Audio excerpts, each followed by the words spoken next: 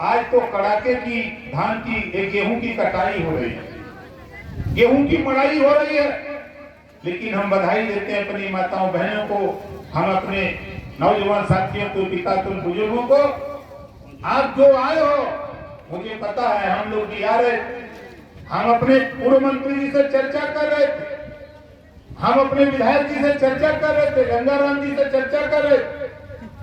हमने कहा घबराओ नहीं, ये वो धरती है, इसी धरती पर हम इतिहास बना करके दिखाएंगे, आप घबराओ नहीं। और अब आप सोचो, 20 साल हमको हो गए, हमको इस आंदोलन को, महाराजा सुहेलदेव जी के विचार को फैलाते 20 साल हो गया। अब 20 साल के अंदर अभी 26 जनवरी को देश की सर्वोच्च कुर्सी पर बैठी राष्ट्रपति महोदया द्रौपदी मुर्मू जी ने जयंती के अवसर पर राजभर महाराजा सुहेलदेव जी की जयंती पर देशवासियों को शुभकामना संदेश दिया था। ये सबसे बड़ी उपलब्धि याद की हुई कि जिस महाराजा सुहेलदेव जी को जानता नहीं था, मेरे राष्ट्रपति भवन से आज संदेश निकलने लगा।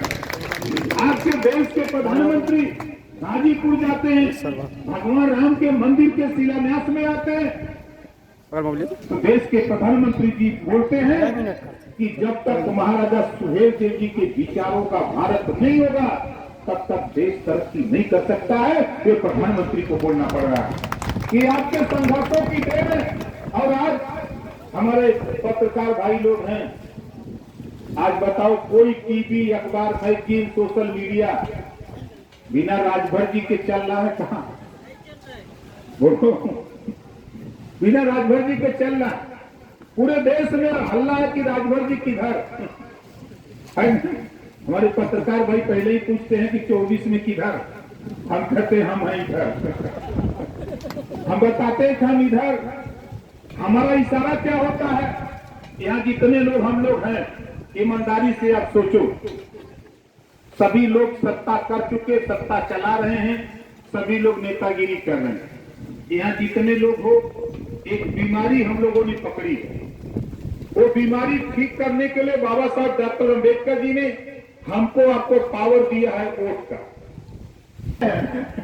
यही इन लोगों से पूछो कि ये लड़ाई, आप बताओ, खाली गंगाराम जी, मनोज जी, विनोद जी या और हमारे नेता खाली परेशान है कि सब लोग परेशान हो ना? ये बात किसी नेता को समझ में नहीं आई। अभी सदन चला, 3 मार्च को सदन खत्म हुआ, सदन में 403 विधायक हैं, अपनी पार्टी से 6 विधायक हैं।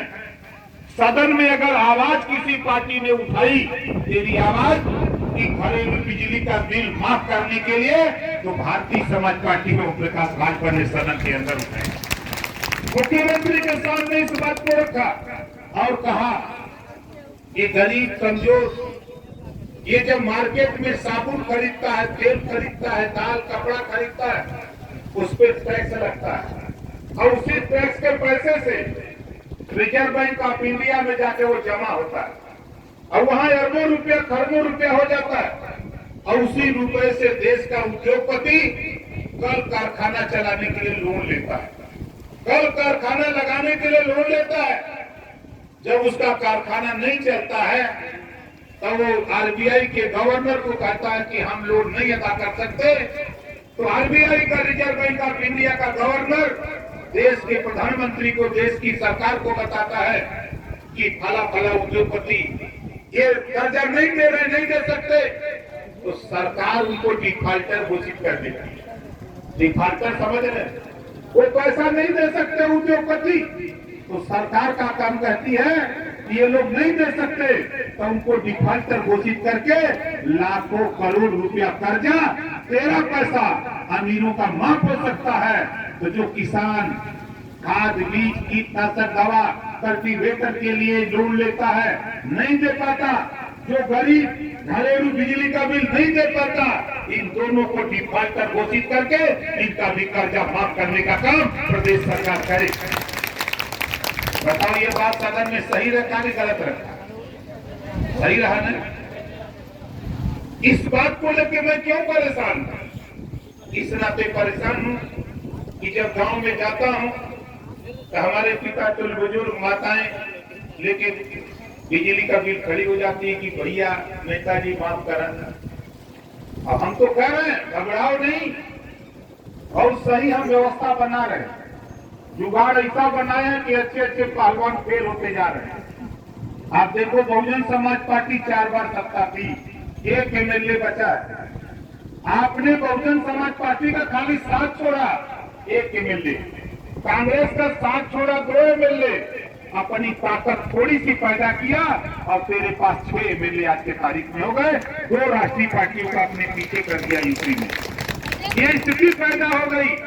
उत्तर प्रदेश में मात्र 2 ही पार्टी इस समय है, एक भारतीय जनता पार्टी जो सत्ता में है और एक सत्ता से बेदखल 4 बार सत्ता पा चुकी समाजवादी पार्टी। अब तो इनको देख चुके लोग, 4 बार देख चुके हैं समाजवादी पार्टी को। अब नंबर समाजवादी पार्टी से सीधे टकराहट है।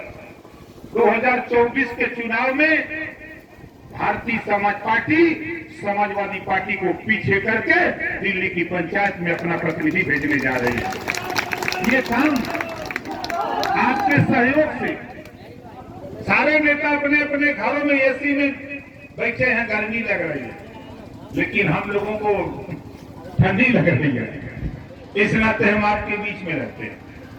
हमारी कोशिश हो रही है, प्रयास हो रहा है।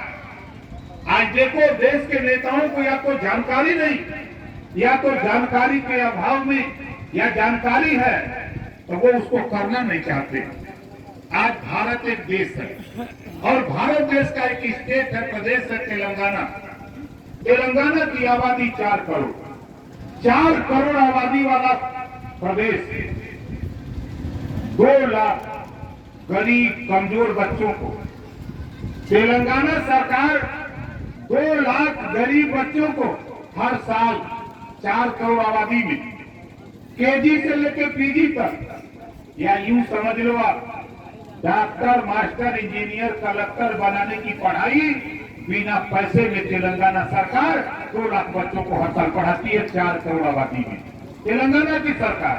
और उत्तर प्रदेश की आबादी 25 करोड़, 4 करोड़ वाला 2 लाख पढ़ावा था हर साल। 25 करोड़ आबादी वाला उत्तर प्रदेश का सरकार हमारी के शिक्षा के सवाल पे पढ़ावा था पाठ 16 दूनी 8।